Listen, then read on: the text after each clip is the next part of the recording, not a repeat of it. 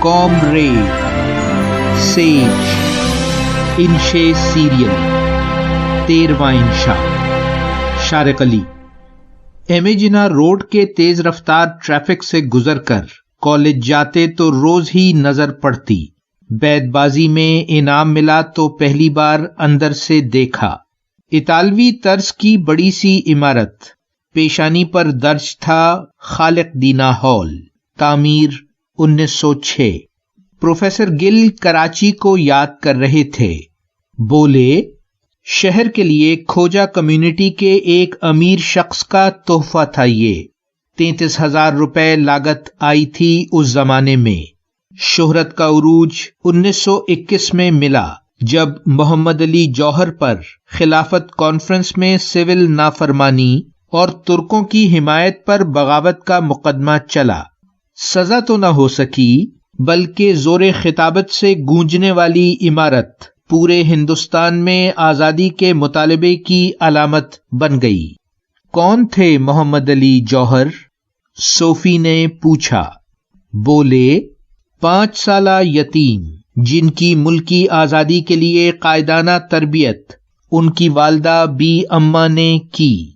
انگریز کی نفسیات کو سمجھنے، اس سے نبرد آزمائی کے لیے انہیں انگریزی تعلیم دلوائی۔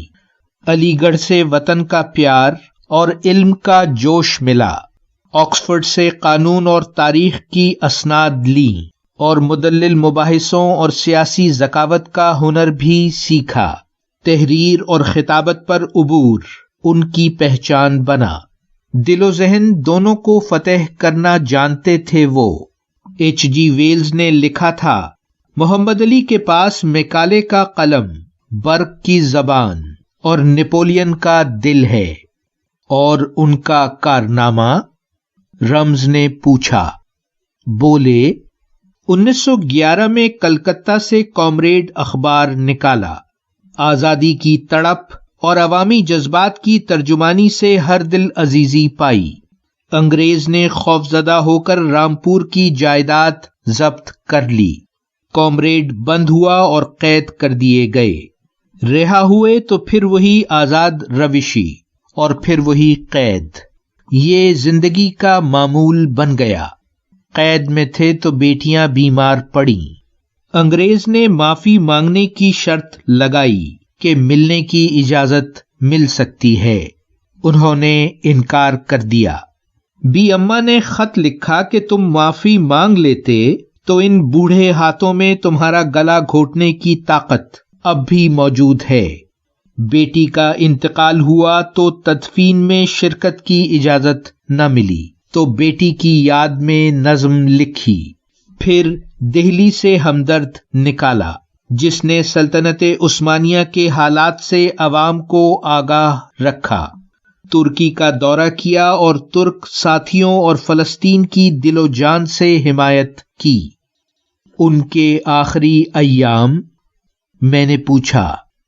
بولے، بار بار کی قید خرابی صحت کا سبب بنی، پھر بھی 1930 کی لندن گول میز کانفرنس میں شرکت کی اور اپنی مارکت الآرا تقریر میں کہا، یہاں آنے کا مقصد پروانہ آزادی حاصل کرنا ہے۔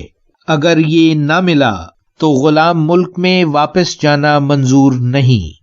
قول کا سچا لندن کے قیام ہی میں خالق حقیقی سے جا ملا۔ مفتی اعظم فلسطین نے نماز پڑھائی۔ جسد خاکی مسجد اقصی کے پاس یروشلم میں مدفون ہے۔ اب کیسا ہے خالق دینہ ہال؟ صوفی نے پوچھا۔ بولے، اب تو بس نمائش یا طلباء تقریب کے لیے عام سا ہال ہے وہ۔ لکڑی کے کام والی چھت دیمک چاٹ چکی۔ ایک طرف اجڑی ہوئی لائبریری ہے تو دوسری طرف کسی این جی او کا دفتر۔ کے ایم سی نے 2002 میں کچھ آرائش کی تھی، پھر وہی بے سر و سامانی۔ وہ در و دیوار جو کبھی بولی اماں محمد علی کی جان بیٹا خلافت پہ دے دو کے نعروں سے گونجے تھے، آج خاموش اور ویران ہیں۔ جاری ہے۔ ویلیو ورسٹی، شارق علی۔